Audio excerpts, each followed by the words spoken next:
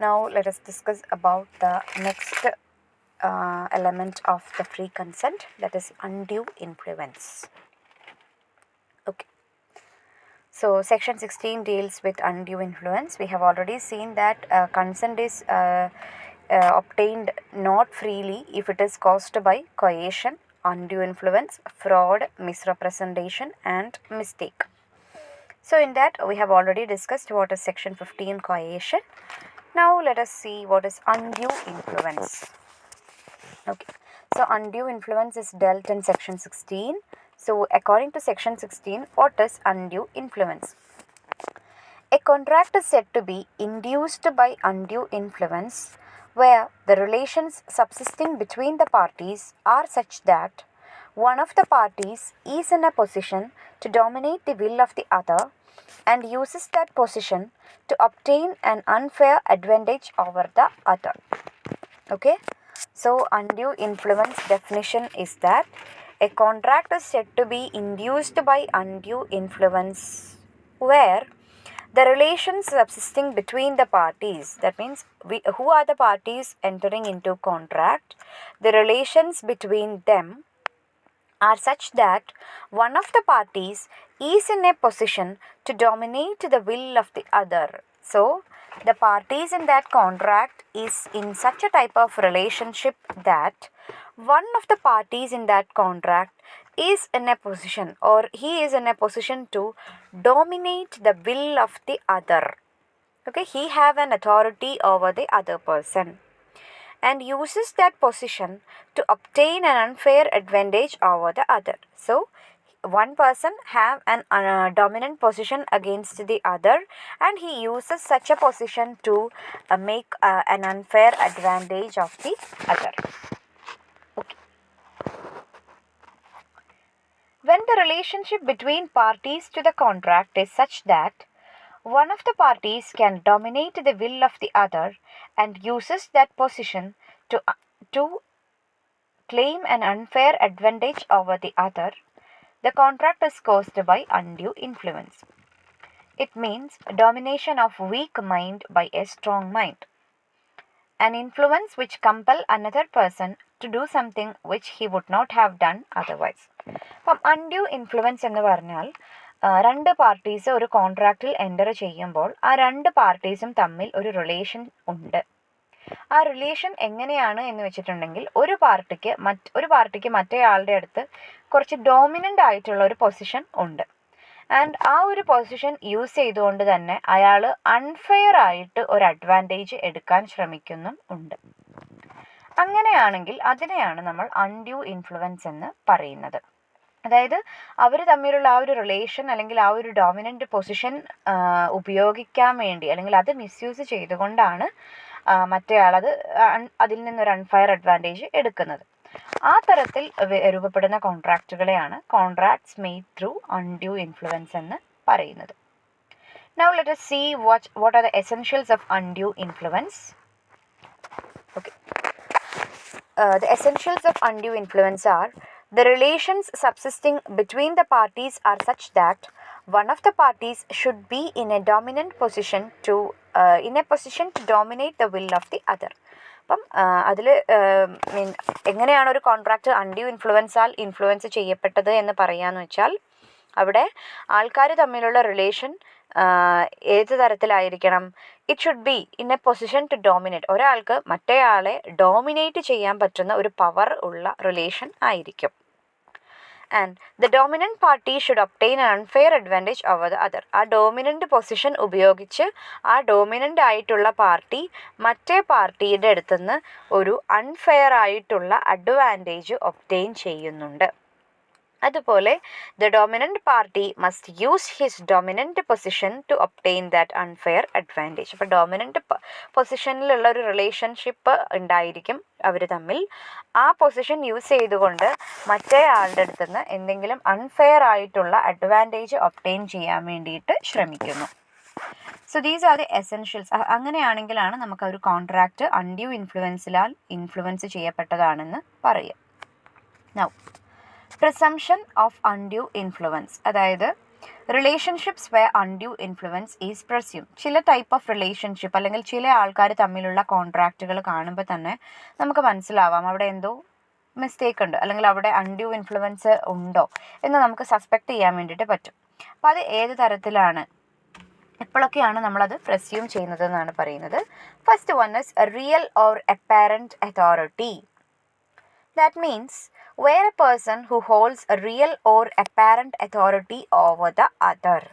ഒരാൾ മറ്റേയാളുടെ മേലെ കൃത്യമായിട്ടും അയാൾക്ക് അവിടെ ഒരു പവർ ഉണ്ട്, നമുക്ക് കാണുമ്പോൾ തന്നെ സ്വാഭാവികമായിട്ടും മനസ്സിലാവും ദെയർ ഈസ് എ റിലേഷൻഷിപ്പ് അല്ലെങ്കിൽ there is a dominant position, ഒരാൾ മറ്റേയാളെക്കാട്ടിലും കുറച്ച് മുകളിലാണ് ഉള്ളത് എന്ന തരത്തിൽ നമുക്ക് തോന്നുന്ന കൃത്യമായിട്ടും അങ്ങനെ ഒരു റിലേഷൻഷിപ്പ് തന്നെയാണ് അവിടെയുള്ളത്. ആ തരത്തിലുള്ള അതോറിറ്റിയിൽ അൺഡ്യൂ ഇൻഫ്ലുവൻസ് ഉണ്ടായേക്കാം. That means where a person who holds a real or apparent authority over the other. For example, parents and children. എപ്പോഴും നമുക്കറിയാം പാരൻസിന് ചിൽഡ്രൻ്റെ മേലെ ഒരു അതോറിറ്റി ഉണ്ട്. അതേപോലെ തന്നെ മാസ്റ്റർ ആൻഡ് സെർവൻറ്റ്, അവിടെയും ഒരു അതോറിറ്റി ഉണ്ട്. അത് നമ്മൾക്ക് സ്വാഭാവികമായിട്ടും ഉണ്ടാകുന്ന അതോറിറ്റിയാണ്. അപ്പോൾ അതിൽ പ്രത്യേകിച്ച് നമുക്കവിടെ എന്താണ് അത് സ്വാഭാവികമായിട്ട് എന്തായാലും അവിടെ ഉണ്ടായിരിക്കും അങ്ങനെ ഒരു അതോറിറ്റി. ഒരു ഡോമിനൻ്റ് പൊസിഷനിലാണ്. ഇപ്പം മാസ്റ്റർ ആൻഡ് സെർവൻറ്റിൽ മാസ്റ്റർ എപ്പോഴും ഒരു ഡോമിനൻ്റ് പൊസിഷനിലായിരിക്കും, സെർവൻ്റ് ഒരു താഴത്തെ പൊസിഷനിലായിരിക്കും, അത് നമുക്കറിയാം. അപ്പം ആ തരത്തിലുള്ള റിലേഷൻഷിപ്പുള്ള സമയങ്ങളിലൊക്കെ നമുക്ക് വേണമെങ്കിൽ അവിടെയൊക്കെ ചിലപ്പോൾ അൺഡ്യൂ ഇൻഫ്ലുവൻസ് ഉണ്ടോ ഇല്ലയോ എന്നുള്ളത് നമുക്ക് സസ്പെക്റ്റ് ചെയ്യാവുന്നതാണ്. Next is fiduciary relation. What is fiduciary relation? Where a person has a fiduciary relationship with the other party. Now, what is fiduciary relation? Fiduciary relationship means a relation of trust and confidence upon each other. അങ്ങോട്ടും ഇങ്ങോട്ടും ട്രസ്റ്റും കോൺഫിഡൻസും ഉള്ള തരത്തിലുള്ള relationship, ഒരു വിശ്വാസത്തിൻ്റെ പുറത്തൊക്കെയുള്ള relationship, അതാണ് fiduciary relation എന്ന് പറയുന്നത്. അതിൻ്റെ examples advocate and client, Guru and disciple. Okay, advocate and client, നമ്മളിപ്പോൾ ഒരു അഡ്വക്കേറ്റിനെ എന്തെങ്കിലും കാര്യം ഏൽപ്പിച്ചിട്ടുണ്ടെങ്കിൽ നമ്മൾ അയാളെ ട്രസ്റ്റ് ചെയ്യുന്നു, ഇത് സക്സസ് ആവുമായിരിക്കാം. അല്ലെങ്കിൽ ഗുരു ആൻഡ് ഡിസൈപ്പിൾ, അവരെയും നമ്മൾ ബ്ലൈൻഡ്ലി ചിലപ്പം ട്രസ്റ്റ് ചെയ്യുന്നു, ഓക്കെ ഇത് ഓക്കെ ആവുമായിരിക്കാം, ശരിയാവുമായിരിക്കാം, അങ്ങനെ ഗുരു പറയുന്നതൊക്കെ കേൾക്കുന്നു. അപ്പം ആ രീതിയിൽ അവിടെ ഒരു ട്രസ്റ്റിൻ്റെ പുറത്തുള്ള ഒരു റിലേഷൻഷിപ്പ് അവിടെ ഉണ്ടായിരിക്കും. അങ്ങനെയുള്ള റിലേഷൻഷിപ്പ് ഉള്ള കേസുകളിലും we can suspect undue influence. Next one is influential authority. Influential authority means where one makes a contract with another whose capacity is permanently or temporarily affected by reason of age, illness or mental or bodily distress. അതായത് influential authority എന്ന് പറഞ്ഞിട്ടുണ്ടെങ്കിൽ ഒരാൾ മറ്റേ ആളുമായിട്ട് കോൺട്രാക്റ്റിൽ enter ചെയ്യുമ്പോൾ അവിടെയും ഒരു dominant position ഉണ്ട്. അതായത് ഇപ്പോൾ ഡോക്ടർ ആൻഡ് പേഷ്യൻറ്റ്, നമ്മൾ എന്തെങ്കിലും അസുഖമായിട്ട് ഒരു ഡോക്ടറെ അടുത്ത് ചെന്നിട്ടുണ്ടെങ്കിൽ നമ്മൾക്ക് അയാളെ നമ്മൾ വിശ്വസിക്കുന്നു, അയാൾ പറയുന്ന മരുന്നുകൾ നമ്മൾ വാങ്ങിക്കുന്നു, കഴിക്കുന്നു, അയാളെ വിശ്വസിക്കുന്നു. അപ്പോൾ അവിടെ എന്ന് പറഞ്ഞിട്ടുണ്ടെങ്കിൽ ആ ഡോക്ടർക്ക് നമ്മളെ ഇൻഫ്ലുവൻസ് ചെയ്യാനുള്ള ആ ഒരു കഴിവ് അവിടെ ഉണ്ട്. അപ്പോൾ അയാൾ നമ്മളെ വെച്ച് നോക്കുമ്പോൾ ഒരു ഡോമിനൻറ്റ് പൊസിഷനിലാണ് അയാൾ ഉണ്ടായിരിക്കുന്നത്. അപ്പം ഈ തരത്തിലുള്ള റിലേഷൻഷിപ്സിലൊക്കെ നമുക്ക് അൺഡ്യൂ ഇൻഫ്ലുവൻസ് ചിലപ്പോൾ ഉണ്ടായേക്കാം. അപ്പോൾ ഏതെങ്കിലും ഒരു കേസ് വന്നുമ്പോൾ നമുക്കതിലൊരു സംശയം വരികയാണെങ്കിൽ അത് ഈ തരത്തിലുള്ള ഏതെങ്കിലും റിലേഷൻഷിപ്പ് ആണെങ്കിൽ we can suspect the can be N undue influence case in case of real or apparent authority or in case of fiduciary relationships and influential authority. Okay. Now, effects of undue influence. അപ്പം ഇങ്ങനെയുള്ള ഈ തരത്തിലുള്ള റിലേഷൻഷിപ്സിലാണ് കൂടുതലായിട്ടും ഈ undue ഇൻഫ്ലുവൻസിൻ്റെ കേസുകൾ ഉണ്ടായിരിക്കുക. അപ്പോൾ ഈ തരത്തിലുള്ള റിലേഷൻഷിപ്സ് ഉള്ളപ്പോൾ അല്ലെങ്കിൽ അവർ തമ്മിലുള്ളൊരു കോൺട്രാക്റ്റിൽ നമ്മളെപ്പോഴും അങ്ങനെ എന്തെങ്കിലും ഉണ്ടോ എന്നുള്ളത് നമുക്കൊന്ന് സസ്പെക്റ്റ് ചെയ്യാവുന്നതാണ്. Next is effect of undue influence. Contract is voidable at the option of the aggrieved party. Okay, അപ്പം അൺഡ്യൂ ഇൻഫ്ലുവൻസ് മൂലമാണ് ഒരു കോൺട്രാക്ട് എൻ്റർ ചെയ്തത് എങ്കിൽ ആ കോൺട്രാക്റ്റ് വോയിഡബിൾ ആണ്. ആരാണോ അഫക്റ്റഡ് പാർട്ടി അയാൾക്ക് ആ കോൺട്രാക്റ്റ് വേണമെങ്കിൽ ക്യാൻസൽ ചെയ്യാം. Court may set aside such contracts subject to restitution of benefit as decided by the court. അപ്പം വോയിഡബിൾ ആക്കുന്നത് കൊണ്ട് തന്നെ അയാളുടെ പ്രശ്നം പരിഹരിക്കപ്പെട്ടിട്ടുണ്ടെങ്കിൽ ആ കോൺട്രാക്റ്റ് മുന്നോട്ട് പോകാം. അല്ലെങ്കിൽ അയാൾക്ക് അയാൾക്ക് നഷ്ടപ്പെട്ട കാര്യം അത് വീണ്ടെടുത്ത് കൊടുക്കുകയാണെങ്കിൽ, റെസ്റ്റിറ്റ്യൂട്ട് ചെയ്ത് കൊടുക്കുകയാണെങ്കിൽ ആ കോൺട്രാക്റ്റ് വേണമെങ്കിൽ മുന്നോട്ട് കൊണ്ടുപോകാം. like the court decide ചെയ്യുന്നത് പോലെ. So these are the effects of undue influence. Next is undue influence suspected cases. Okay. ഇനി നമ്മൾ മുകളിൽ പറഞ്ഞ ആ തരത്തിലുള്ള റിലേഷൻഷിപ്സിലൊക്കെ ഒരാൾ മറ്റേയാളെക്കാട്ടിലും ഒരു ഡോമിനൻറ്റ് പൊസിഷനിലാണ്, അവിടെ സസ്പെക്റ്റ് ചെയ്യപ്പെടാം എന്നൊക്കെ നമ്മൾ പറഞ്ഞു. അതുകൂടാതെ ചില കേസുകളിലും നമുക്ക് അൺഡ്യൂ ഇൻഫ്ലുവൻസ് ഉണ്ടോ ഇല്ലയോ എന്ന് സസ്പെക്റ്റ് ചെയ്യാൻ വേണ്ടി പറ്റും. Which are those cases? One is inadequate consideration. Okay, അപ്പം അൺഡ്യൂ ഇൻഫ്ലുവൻസ് സസ്പെക്റ്റ് ചെയ്യുന്ന കേസുകളിൽ ഒന്നാണ് inadequate consideration. Then difference between two parties regarding age, intelligence, social status etcetera. അപ്പം ഇപ്പോൾ ഒരു കോൺട്രാക്റ്റിൽ ഒരു പ്രോപ്പർ ആയിട്ടുള്ള ഒരു കൺസിഡറേഷൻ അവിടെ ഇല്ല എന്ന് കാണുകയാണെങ്കിൽ we have to check it whether it is induced, അല്ലെങ്കിൽ ഒരാളെ നിർബന്ധിച്ചുകൊണ്ട് കോൺട്രാക്റ്റിൽ എൻ്റർ ചെയ്തതാണോ എന്നൊക്കെയുള്ളത് നമുക്ക് നോക്കാം. ഇതുപോലെ ഡിഫറൻസ് ബിറ്റ്വീൻ ടു പാർട്ടീസ്, ഇപ്പോൾ 2 പേര് ഒരു കോൺട്രാക്റ്റിൽ എൻ്റർ ചെയ്യുമ്പോൾ അവർ തമ്മിലൊരു ഭയങ്കരമായിട്ടുള്ളൊരു അന്തരം, ഇൻ കേസ് ഓഫ് ഏജിൻ്റെ കാര്യത്തിലാണെങ്കിലും, അല്ലെങ്കിൽ ഇൻ്റലിജൻസ്, അല്ലെങ്കിൽ സോഷ്യൽ സ്റ്റാറ്റസ്, ഒരു വലിയൊരു പ്രായമായ ഒരാളും വളരെ ചെറിയൊരു കുട്ടിയും, അല്ലെങ്കിൽ ചെറിയൊരു കോളേജിലുള്ളൊരു കുട്ടിയും തമ്മിലുള്ള റിലേഷൻഷിപ്പിലൊക്കെ നമുക്ക് അസ്യൂം ചെയ്യാം ചിലപ്പോൾ അത് എന്തെങ്കിലും അൺഡ്യൂ ഇൻഫ്ലുവൻസ് വഴിയാണോ ആ കോൺട്രാക്റ്റ് എൻ്റർ ചെയ്യപ്പെട്ടതെന്ന് നമുക്ക് നോക്കാം. അപ്പോൾ ആ തരത്തിലുള്ള വലിയ അന്തരങ്ങൾ എന്തെങ്കിലും വരുന്നുണ്ടെങ്കിൽ we can check it whether it can be, ചിലപ്പോൾ അത് അൺഡ്യൂ ഇൻഫ്ലുവൻസിലൂടെ വന്ന കോൺട്രാക്റ്റ് ആയിരിക്കാം. Then fiduciary relationship, which we have already discussed. Then pardanashin woman എന്ന് പറഞ്ഞാൽ ഈ ലോയിലൊക്കെ ഉള്ളൊരു ഇതാണ്, അതായത് കൺസെപ്റ്റാണ്. ഈ a woman who leads a secluded life, have no communication with a male except behind a veil, no dealings with the outside world. അങ്ങനെ ഒരു വുമന് വേറെ രാജ്യങ്ങളിലൊക്കെ ഉണ്ടായിരുന്നതാണ്, നമ്മുടെ ഇവിടെയും പണ്ടൊക്കെ ഉണ്ടായിരുന്നു. ഈ പർദനാഷ്യൻ വുമൺ എന്ന് പറഞ്ഞിട്ടുള്ള ഒരാൾ സെക്ലൂഡഡ് ലൈഫ്, അല്ലെങ്കിൽ ഒരു കേർട്ടൻ, ഒരു വെയിലിൻ്റെ പുറകിൽ മാത്രമാണ് അവർ താമസിക്കുന്നത്. അവർക്ക് മെയിൽ മെമ്പേഴ്സുമായിട്ട് യാതൊരു കണക്ഷനും ഇല്ല, ആ വെയിലിൻ്റെ പുറത്തേക്കുള്ള യാതൊരു പുറം ലോകവുമായിട്ട് യാതൊരു ബന്ധവുമില്ലാത്ത ആൾക്കാർ. അപ്പം അങ്ങനെയുള്ള ആൾക്കാരുമായിട്ടും നമ്മൾ എന്തെങ്കിലും ഡീലിങ്സോ കോൺട്രാക്ട്സോ ഒക്കെ ഉണ്ടെങ്കിൽ അവിടെയും നമ്മൾ സസ്പെക്റ്റ് ചെയ്യണം whether it is induced by undue influence. Okay,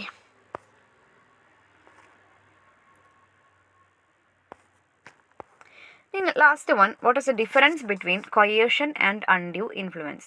Coercion we have already discussed, and now we have discussed what is undue influence. Now let us see what are the differences between the two. In case of coercion, there is a physical or violent force. Directly we can make them injured and all. But in case of undue influence, there is no such violence or physical force. It is just a moral force. നമ്മൾ പറഞ്ഞുകൊണ്ട് അവരെ പറഞ്ഞ് മനസ്സിലാക്കി, അല്ലെങ്കിൽ undue ആയിട്ട് influence ചെയ്തുകൊണ്ട് ഒരു കോൺട്രാക്റ്റിൽ enter ചെയ്യിപ്പിക്കുകയാണ്. അവിടെ ഫിസിക്കൽ അല്ലെങ്കിൽ വയലൻസ് ഒന്നും ഇല്ല. Then in case of coercion, the intention is to make the other to enter into an agreement. And in case of undue influence, the intention is to use dominant position to obtain unfair advantage. ഇപ്പോൾ കൊയേഷൻ്റെ ഉദ്ദേശം, അല്ലെങ്കിൽ അങ്ങനെ എന്തെങ്കിലുമൊക്കെ ഇൻജോറിയൊക്കെ ചെയ്യുന്നത് അയാളെ കോൺട്രാക്റ്റിൽ enter ചെയ്യിപ്പിക്കുക എന്നുള്ള ഉദ്ദേശത്തിനാണ്. പക്ഷേ undue ഇൻഫ്ലുവൻസിൽ അവിടുത്തെ ഉദ്ദേശം എന്ന് പറഞ്ഞാൽ ഒരാൾക്കുള്ള ഡോമിനൻ്റ് പൊസിഷൻ മറ്റേയാളുടെ മേലെ യൂസ് ചെയ്ത് അയാളുടെ കയ്യിൽ നിന്ന് എന്തെങ്കിലും അൺഫെയർ ആയിട്ടുള്ളൊരു അഡ്വാൻറ്റേജ് കിട്ടുക എന്നുള്ള ഉദ്ദേശത്തോടെയാണ്. കോൺട്രാക്റ്റിൽ എൻ്റർ ചെയ്ത് അയാളുടെ കയ്യിൽ നിന്ന് എന്തെങ്കിലും ഒരു നേട്ടം ഇയാൾക്ക് നേടിയെടുക്കാൻ വേണ്ടി ആകാം. Then coercion is an illegal or criminal act. Coercion എന്ന് പറഞ്ഞാൽ we do the things which are prohibited by IPC. So അതുകൊണ്ട് തന്നെ it is a illegal or criminal act. Undue influence is not a criminal act. Then coercion, threat can be against a person or his property. കൊയേഷനിൽ ഒന്നെങ്കിൽ നമുക്ക് directly പേഴ്സൻ്റെ അടുത്ത് threat ചെയ്യാം, അല്ലെങ്കിൽ അയാളുടെ property പിടിച്ചു വെക്കുകയൊക്കെ ആവാം. പക്ഷേ അൺഡ്യൂ ഇൻഫ്ലുവൻസ് എന്ന് പറഞ്ഞാൽ നമ്മൾ നേരിട്ട് ഒരാളെ, ഒരു പേഴ്സണെ ഇൻഫ്ലുവൻസ് ചെയ്യുക എന്നുള്ളതാണ് undue influence. Then in case of coercion, it can be done even by third party. Coercion even മൂന്നാമതൊരാൾക്കും വേണമെങ്കിൽ കൊയേഷൻ നടത്താം. പക്ഷേ undue influence can be done only by the parties to the contract. കാരണം കോൺട്രാക്റ്റിൽ ഉള്ള parties തമ്മിലുള്ള ആ ഒരു റിലേഷൻഷിപ്പ് അല്ലെങ്കിൽ ഡോമിനൻ്റ് പൊസിഷൻ ഉപയോഗിച്ചുകൊണ്ടാണല്ലോ. അപ്പം അതുകൊണ്ട് തന്നെ ആ കോൺട്രാക്റ്റിൽ ഉള്ള ആൾക്കാർക്ക് മാത്രമേ അൺഡ്യൂ ഇൻഫ്ലുവൻസ് ചെയ്യാൻ പറ്റുകയുള്ളൂ. Then coercion, parties may or may not be related. And in case of undue influence there is some kind of relationship. അപ്പം കൊയേഷനിൽ പാർട്ടീസ് തമ്മിൽ എന്തെങ്കിലും റിലേഷൻഷിപ്പ് ഉണ്ടാവണമെന്ന് യാതൊരു നിർബന്ധവുമില്ല. പക്ഷേ അൺഡ്യൂ ഇൻഫ്ലുവൻസ് എന്ന് പറഞ്ഞാൽ അവിടെ കോൺട്രാക്റ്റിൽ എൻ്റർ ചെയ്യുന്ന ആൾക്കാർ തമ്മിൽ ഏതെങ്കിലും തരത്തിലുള്ള എന്തെങ്കിലും രീതിയിലുള്ള റിലേഷൻ ഉണ്ടായിരിക്കും. Okay, so these are the difference between coercion and undue influence. So we have discussed what is undue influence. Undue influence means a contract made by two parties by using a dominant position to get an unfair advantage.